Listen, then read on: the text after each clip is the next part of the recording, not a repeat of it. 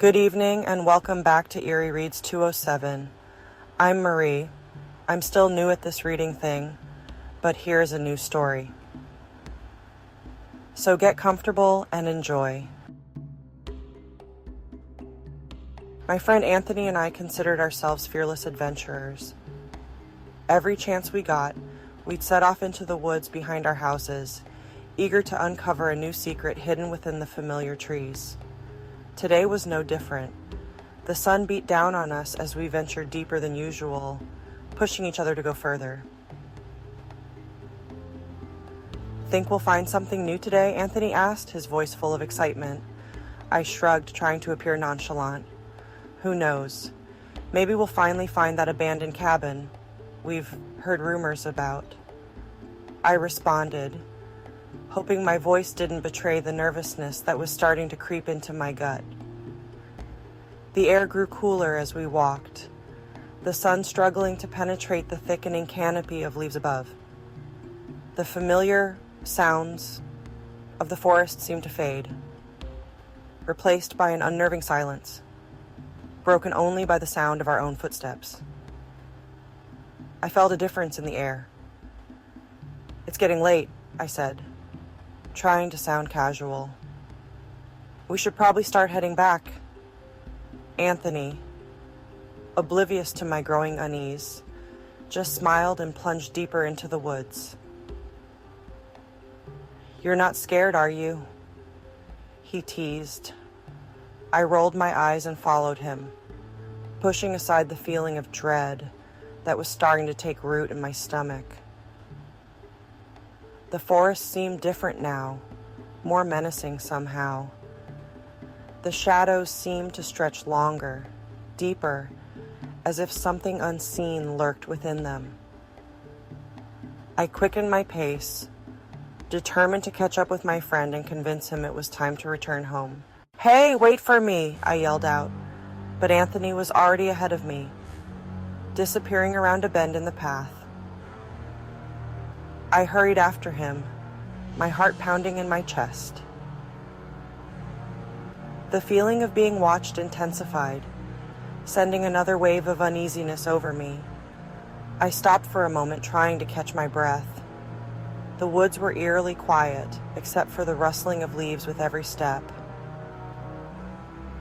"Hey, Anthony," I called out again, my voice echoing through the trees.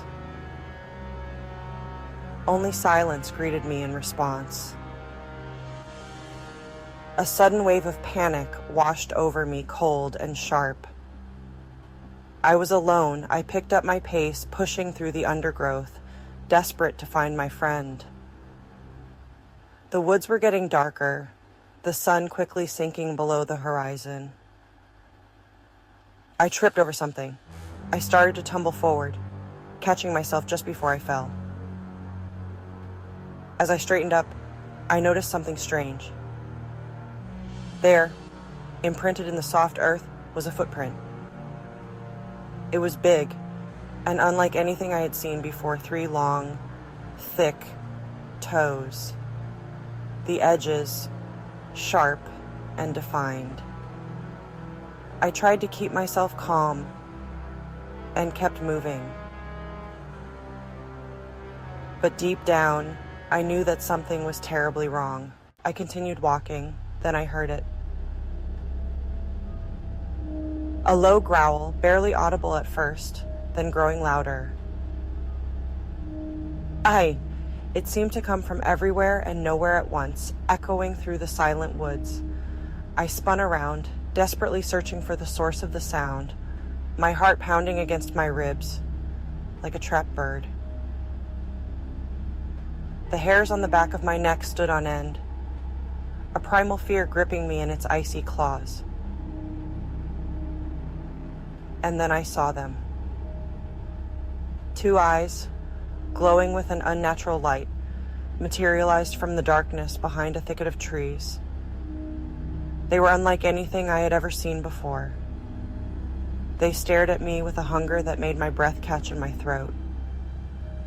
A strangled cry escaped my lips as the creature took a step closer, its form slowly emerging from the shadows. It was tall and gaunt, its limbs twisted and gnarled like the branches of an ancient oak.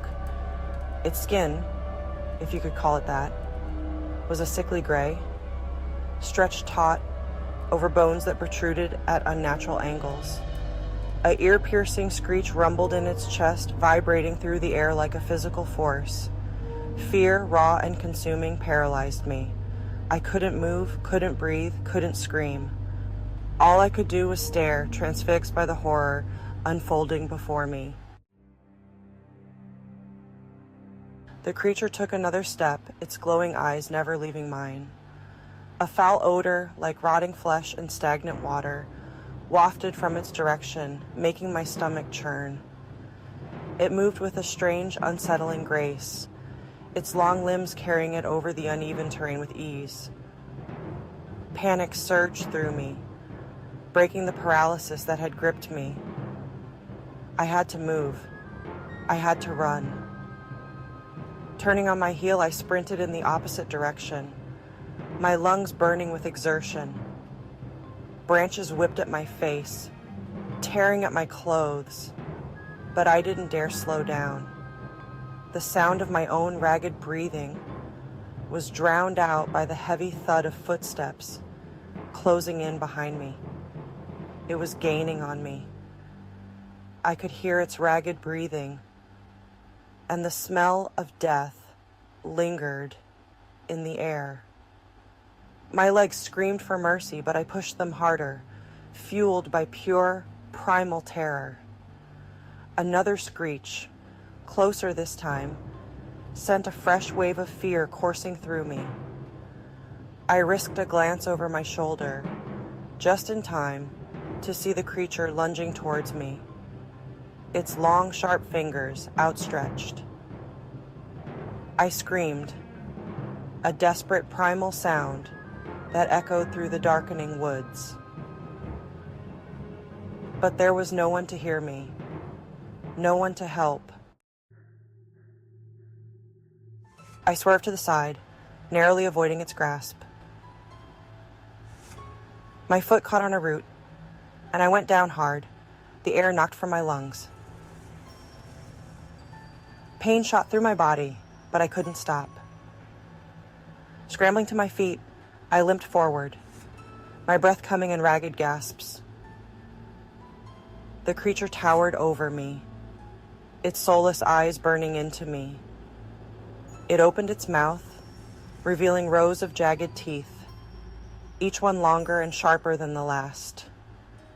A howl rumbled in its chest, a deep guttural sound that seemed to shake the ground. I backed away, my heart pounding against my ribs, until my back hit the rough bark of a tree.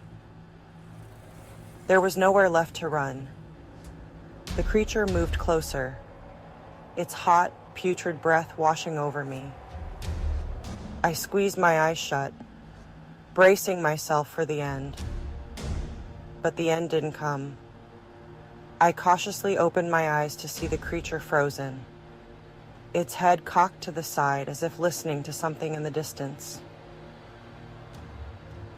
A low, mournful cry echoed through the woods. The creature turned its head towards the sound, its eyes glowing with a strange mixture of anticipation and fear. Then, with one last lingering look at me, it turned and melted back into the shadows, disappearing as quickly as it had come. I was alone in the darkness,